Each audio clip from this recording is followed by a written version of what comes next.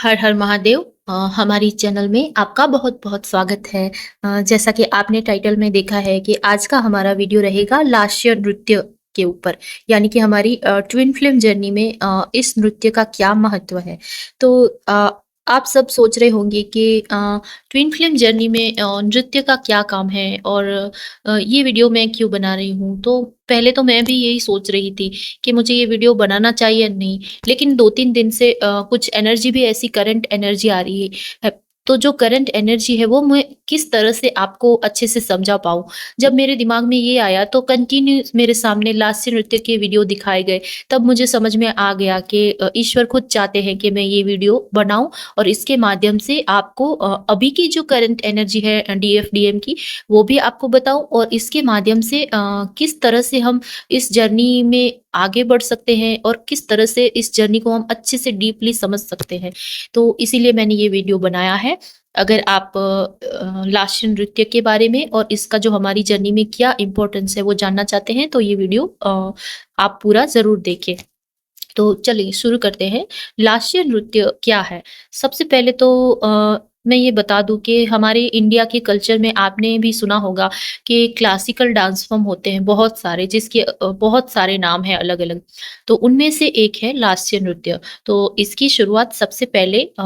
माता पार्वती ने की थी। तो गॉडेस पार्वती द्वारा किया गया ये लास्य नृत्य जब भी हम किसी फेमिनाइन एनर्जी को एक लव, पीस, एक ग्रेसफुल, एक जो एक होता है ना मदरली नेचर, उसके अकॉर्डिंग अगर हम एक्सप्रेस करना चाहते हैं एक फेमिनाइन को, तो ये नृत्य लास्य किया जाता है। तो ये लास्य नृत्य की खास बात ये है कि ये एक तरह से जो सृजन होता है, यानी कि सृजन कब होता है? तो सृजन आपको सबको पता ही होगा कि जब प्रकृति अपने फुल फॉर्म में आती है, यानी कि एक स्त्री संपूर्ण तैयार होती है अपने मातृत्व को प्राप्त करने के लिए। अ, तब वो एक पूर्ण रूप उसका जो होता है, हम कहते हैं कि अब वो माँ बनने के लिए तैयार है, या फिर ये कहते हैं कि हाँ, अब वो पूरी किसी जो बेबी को है वो कैरी करने के लिए तैयार है। तो ये जब स्त्री जब संपूर्णता के उस स्टेज पर आती है, तब जाके वो कुछ मतलब एक नया बर्थ देती है किसी को, यानी कि एक सृजन की एनर्जी में आती है, एक क्रिएशन की एनर्जी में आती है। सेम जैसे कि आपने देखा होगा कि जब मिट्टी गीली होती है पूरी, तो उसमें कैसी महक आती है जब बारिश होती है तब। और तभी जो हमारे किसान हैं, वो खेती करते हैं और उसमें से जो बीज बोते हैं तब उसमें पौधा निकलता है। और तो कुछ इस तरह का जब कुछ क्रिएट होता है, यानी कि जब प्रकृति यानी कि स्त्री है, फेमिनाइन है, वो जब कुछ क्रिएट करती है तब उसका नेचर, उसका सोल या उसकी जो स्ट्रक्चर है वो कैसा होता है, कंप्लीटनेस, एक बैलेंस, एक हार्मनी। तो सेम मैं यही समझाना चाह रही हूँ कि जो ये लास्य नृत्य है वो तब किया जाता है जब एक प्रकृति को पूर्णता के जो उस स्टेज में हम दिखाना चाहते हैं। तो ये लास्य नृत्य mostly harmony, peace, love, balance को शो करता है। तो अब बात करते हैं कि सबसे पहले माता पार्वती ने ये लास्य नृत्य क्यों किया था और कब किया था? तो इसको जानने के लिए हमें सबसे पहले ये समझना होगा कि जो ये लास्य नृत्य है, अ, उसका अपोजिट कहे या फिर जो ये लास्य नृत्य है वो फेमिनाइन को रिप्रेजेंट करता है और फेमिनाइन का डांस फॉर्म है। तो सेम उसी तरह मैस्कुलाइन का जो डांस फॉर्म है और जो मैस्कुलाइन एनर्जी के एक्सप्रेशन को जो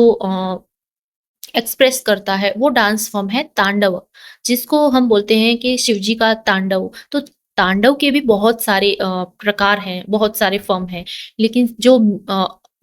तांडव जिसको हम शिव जी का तांडव बोलते हैं, फर्स्ट टाइम जो शिव जी ने किया था, इसके लिए भी बहुत सारे मिथ हैं, बहुत सारी कहानी है, थोड़ी कंट्रोवर्सी भी है कि शिव जी ने फर्स्ट टाइम तांडव कब किया था। तो कुछ लोगों के हिसाब से फर्स्ट टाइम जब पृथ्वी पर शिव जी ने अपनी उत्पत्ति दिखाई थी तब किया था। किसी के अकॉर्डिंग जब माता सती ने देह त्याग कर दिया और वो अग्नि में जल गई थी, और जब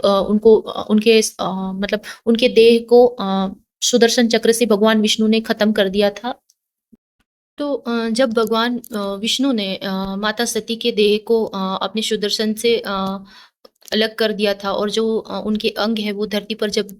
जगह-जगह गिर गए, जिनसे हमने ये भी सुना है कि 52 शक्तिपीठ उसमें से उत्पन्न हुए, मतलब कि 52 शक्तिपीठ के नाम से जाना जाता है जहाँ-जहाँ उनके जो अलग-अलग अंग गिरे हैं। तो तब शिव जी को जो एक पेन मिला था, यानी कि जब उनका मोह खत्म हुआ था, तो शिव जी ने जो उस विरह की अग्नि बोलते हैं, उसको जब सहा था, यानी कि इतना उनको पेन हुआ था, इतनी सफरिंग हुई थी, जो एक होता है ना, एक आत्मा को तोड़ देने वाला एक पेन होता है, तो वो उन्होंने जब महसूस किया था, तो अपने जो इमोशन है, जो एंगर, फ्रस्ट्रेशन या पेन के और जो सेपरेशन का जो दर्द है, उसको शिव जी ने एक्सप्रेस करने के लिए जो तांडव किया था, कुछ लोग मानते हैं कि फर्स्ट टाइम तब शिव जी ने वो तांडव किया था। तो जब वो तांडव किया था, उस तांडव के बाद जब एनर्जी, अगर हम एनर्जी वाइज़ देखें तो ये हो गया मैस्कुलाइन की एनर्जी। अब ये तांडव जो होता है वो ख़त्म कब होता है? यानी कि जो मैस्कुलाइन है, आज हम इसके माध्यम से एनर्जी को भी इस तरह से समझेंगे कि जो मैस्कुलाइन है उसको इतना दर्द होता है, इतना सेपरेशन होता है, जब वो अपनी डिवाइन फेमिनाइन से अलग होते हैं, तब जो एक विरह की जो अग्नि होती है और जो एंगर होता है, अपनी फेमिनाइन को खो देने का जो दुःख, दर्द, पीड़ा, जो तकलीफ़ है, वो मैस्कुलाइन रोते नहीं है, हमने अक्सर सुना है, तो वो कैसे एक्सप्रेस करते हैं? तो वो मतलब एक एंगर के थ्रू चिल्लाकर और इस तरह से, जो एक होता है ना तोड़-फोड़ करने वाली, एकदम डिस्ट्रक्शन वाली, जो सब कुछ खत्म कर देने वाली एनर्जी, तो उस वे में वो अपनी फेमिनाइन के प्रति जो अपना लव है वो एक्सप्रेस करते हैं। तो ये हो गया मैस्कुलाइन की एनर्जी, कि जब मैस्कुलाइन अपनी डिवाइन फेमिनाइन से अलग होते हैं, तब एक जो एनर्जी है वो कैसी होती है, तो उसको रिप्रेजेंट करने के लिए तांडव किया जाता है एक तरह से, मतलब कुछ भी चीज़ है उसको ख़त्म करने के लिए, यानी कि जो वो मोह है, चाहे किसी के प्रति मोह बोले या कोई ऐसी बुरी चीज़ है, या किसी भी तरह की जो नेगेटिविटी है उसको ख़त्म करने के लिए अ, तांडव किया जाता है, यानी कि मैस्कुलाइन एनर्जी है जो अपना इमोशन एक्सप्रेस करने के लिए जो ये नृत्य किया जाता है उसको तांडव बोलते हैं। अब ठीक उसका अपोजिट है लास्य, जो फेमिनाइन डांस फॉर्म है, जो फेमिनाइन एनर्जी को रिप्रेजेंट करता है। Feminine energy in the sense कि जब मैस्कुलाइन है उसको दर्द होता है, तकलीफ होती है, एक लंबा सेपरेशन होता है, तो उसके बाद अब उसके बाद का जो मिलन होता है, मतलब आप सोचिए कि जब आपने सुना होगा कि माता पार्वती ने 108 जन्म की तपस्या की। तो वो क्या थी 108 जन्म की तपस्या? तो वो तपस्या में हर एक जन्म में माता पार्वती अपग्रेड हुई, यानी कि उनकी जो एनर्जी है वो हर एक जन्म के साथ लेवल अप हुई। तो वो अलग-अलग स्टेज थे एनर्जी के, जो माता पार्वती को पार करने थे। तो वो 108 जन्म में वो सारी स्टेज को पार करते-करते जब माता पार्वती उस स्टेज पर आई, यानी कि जहाँ से उनका सेपरेशन हुआ, जहाँ से दोनों का मतलब एक लंबा सेपरेशन स्टार्ट हुआ। यानी कि जब माता सती का जला हुआ देह कट गया और जब शिव जी का मोह होता है वो पहली बार खत्म हुआ, तब शिव जी को समझ में आया कि उन्होंने अपनी फेमिनाइन को खो दिया है। तो जो एक वो एनर्जी होती है मैस्कुलाइन की, जो पेन वाली है, जो सेपरेशन को दर्शाती है, वो सब कुछ ख़त्म कर देने का जो भाव होता है कि अगर मेरी फेमिनाइन नहीं है तो इस दुनिया में कुछ भी नहीं है। तो जैसे आपने अगर कहानी सुनी होगी, तो उस टाइम शिव जी ऐसी एनर्जी में थे कि सब कुछ ख़त्म करना है, क्योंकि तब वो सेपरेशन कॉन्शियसनेस में थे, यानी कि उनको ऐसा लग रहा था कि उनकी फेमिनाइन उनसे हमेशा-हमेशा के लिए अलग हो गई है, जबकि ऐसा नहीं होता है। 5D लेवल पे तो दोनों एक हैं और जुड़े हुए ही हैं। लेकिन ये एक यात्रा थी और उसका एक पार्ट था। तो जब इस स्टेज में ये कहानी खत्म हुई मीन्स शुरू हुई एक तरह से, मतलब कि जब सती का जो जन्म है, वहाँ पर जो कहानी खत्म हुई थी और वहाँ पर जो तांडव से खत्म हुई जो कहानी, वो कहानी अब स्टार्ट कहाँ से, मतलब स्टार्ट तो हो गई थी, मतलब पार्वती को जो ये तांडव है, ये यहाँ तक आना था, मतलब जहाँ से इनका सेपरेशन हुआ था, वहीं से इनका जो रीयूनियन है, वो उसी पॉइंट पे होना है। तो मतलब एक एनर्जी को बैलेंस करना है, यानी कि आप इस तरह से समझ सकते हैं कि जब किसी को बहुत ही गुस्सा आ रहा है, तो आप उसको कैसे शांत करेंगे? अगर आप गुस्सा दिखाएँगे, तो डेफ़िनेटली वो सामने वाला उतना ही गुस्सा करेगा। तो वहाँ पे आपको क्या ज़रूरत है? लव, जो प्रेम है उसकी ज़रूरत है। तो क्योंकि जो गुस्से को, क्रोध को प्रेम ही खत्म कर सकता है हमेशा-हमेशा के लिए। तो ये जो नृत्य है वो बहुत ही ब्यूटीफुली इस चीज़ को रिप्रेज़ेंट करता है कि जब शिव जी ने तांडव करके अपनी विरह की जो यात्रा है उसकी स्टार्टिंग करी और उसके साथ ही वो मतलब एक सरेंडर के मोड में बैठ गए, या यूँ कहें कि वो अब उतने जन्मों तक उन्होंने भी मतलब तपस्या ही की है, यानी कि उनका इंतज़ार किया है कब माता सती अपने सारे जन्मों को पार करके, यानी कि अपनी